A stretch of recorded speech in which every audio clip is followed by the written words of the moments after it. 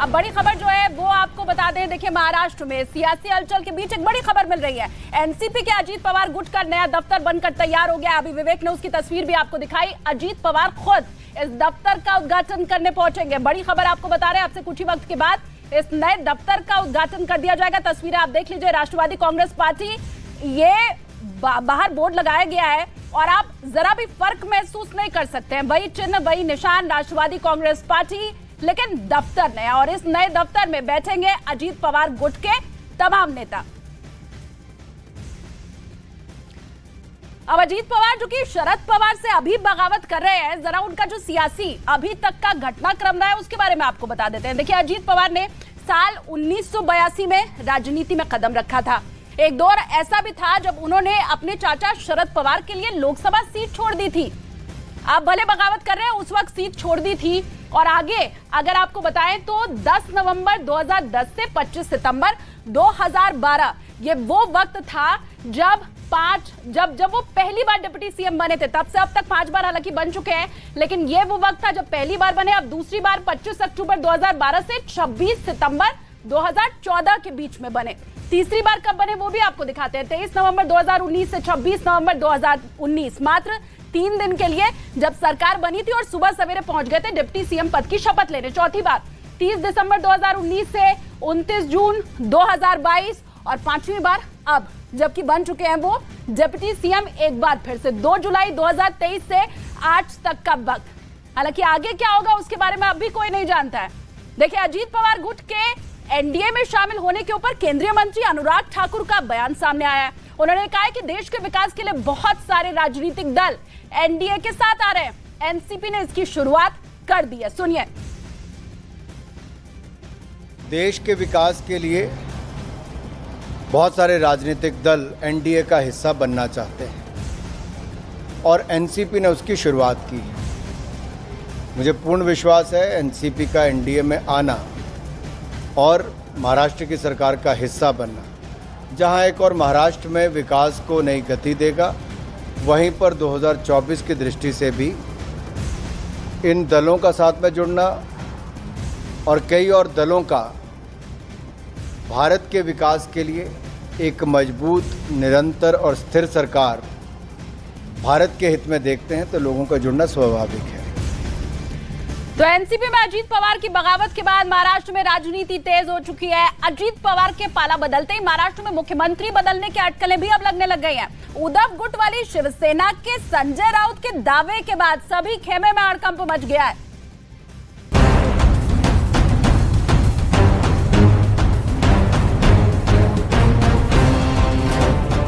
महाराष्ट्र का सीएम बदलने की अटकलें, उद्धव गुट के बड़े दावे से मचा हड़कंप,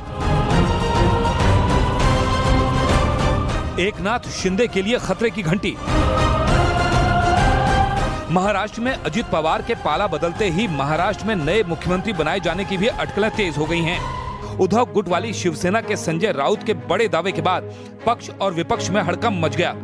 संजय राउत ने दावा किया कि अजीत पवार महाराष्ट्र के मुख्यमंत्री बनने वाले हैं।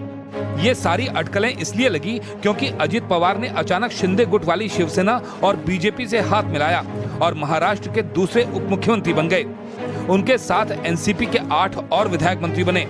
यही नहीं, प्रफुल्ल पटेल ने भी शरद पवार का साथ छोड़ दिया। यानी एनसीपी के साथ भी वही हुआ जो शिवसेना के साथ हुआ था, जिसके बाद उद्धव गुट वाली शिवसेना ने देर किए बिना बीजेपी पर निशाना साधा और संजय राउत ने निशाना साधते हुए बड़ा दावा कर दिया कि अजीत पवार अगस्त तक मुख्यमंत्री बन जाएंगे। देखिए, सरकार में क्या उलटफेर हुआ है और राजनीति में क्या इतना बड़ा भूचाल या भूकंप आया है, कुछ नहीं है। ये तो होने वाला ही था। बात ऐसी है कि अजीत पवार का कैबिनेट में डिप्टी सीएम का पद देना है, उसका इंडक्शन करना है। यानी सबसे पहले ये एकनाथ शिंदे जो हमसे तोड़ दिया उसको चैलेंज है। आने वाले दिनों में मुख्यमंत्री बदल जाएगी। अजीत पवार मुख्यमंत्री होने जा रहा है, अगस्त तक अजीत पवार मुख्यमंत्री बन जाएगा। तो जो हमारे से 40 लोग वहां गए वो तो बीच में लटक गए। इससे पहले अजीत पवार के पाला बदलते ही सोलापुर में एकनाथ शिंदे, फडणवीस और अजीत पवार की तस्वीरों वाले पोस्टर लग गए, जिन पर लिखा था कि अब आएगा मजा। वहीं नागपुर में भी फडणवीस को चाणक्य बताने वाले पोस्टर लगाए गए। इन्हीं पोस्टर के दम पर विपक्ष ने शिंदे सरकार पर हमला बोल दिया और मुख्यमंत्री बदलने के कयास तेज हो गए। वहीं संजय राउत के दावे पर रामदास आठवले ने निशाना साधते हुए कहा कि शिंदे गुट के विधायकों के अयोग्य होने का सवाल ही नहीं है।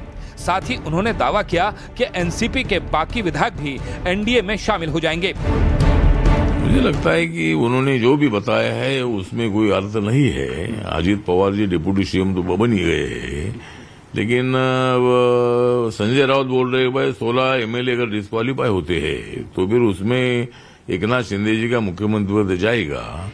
लेकिन हमने ये तय किया है कि भाई एकनाथ शिंदे मुख्यमंत्री रहेगा। अगर ऐसा निर्णय आता भी है तो कानूनी कार्रवाई हम करते रहेंगे और एकनाथ शिंदे जी को मुख्यमंत्री पद ही रखेंगे।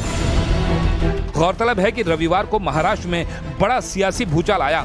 शरद पवार के भतीजे और एनसीपी के बड़े नेता अजीत पवार ने महाराष्ट्र के डिप्टी सीएम पद की शपथ ले ली और एकनाथ शिंदे के नेतृत्व वाली सरकार में शामिल हो गए। 2024 से पहले महाराष्ट्र में ही नहीं बल्कि राष्ट्रीय स्तर पर विपक्षी एकता की अहम कड़ी माने जाने वाले शरद पवार के लिए ये बड़ा झटका है।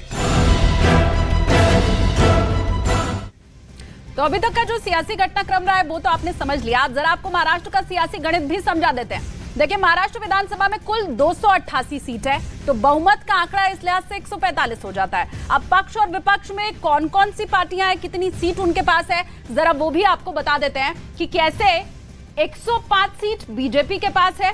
इसके अलावा शिवसेना जो शिंदे गुट है, शिवसेना पक्ष और विपक्ष दोनों में, शिंदे गुट के पास 40 सीट है। एनसीपी अजीत पवार गुट 9 सीट हम इसलिए दिखा रहे हैं क्योंकि 9 मंत्रियों ने शपथ ले ली है, तो ये वही आंकड़ा आपके सामने है। निर्दलीय 20 जो कि एनडीए में, कुल मिलाकर 174 हो जाते हैं। और आपको पहले हम बता चुके हैं बहुमत का आंकड़ा तो 145 है, 174 एनडीए के पास हो गई। अब ये पक्ष की बात है।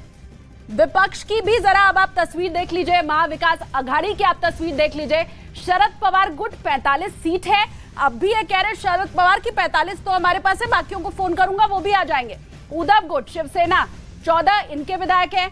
कांग्रेस के पास 44 विधायक है। वो ये कह रही है सबसे बड़ी पार्टी तो हम बन गए हैं। अब जरा विपक्ष के जो नेता और प्रतिपक्ष नेता का जो सीट है वो हमें दे दो। निर्दलीय 9 है, महाविकास अघाड़ी में तो कुल मिलाकर के 112 इनके पास विधायक है, सीट है, तो बहुमत के आंकड़े से बहुत कम है।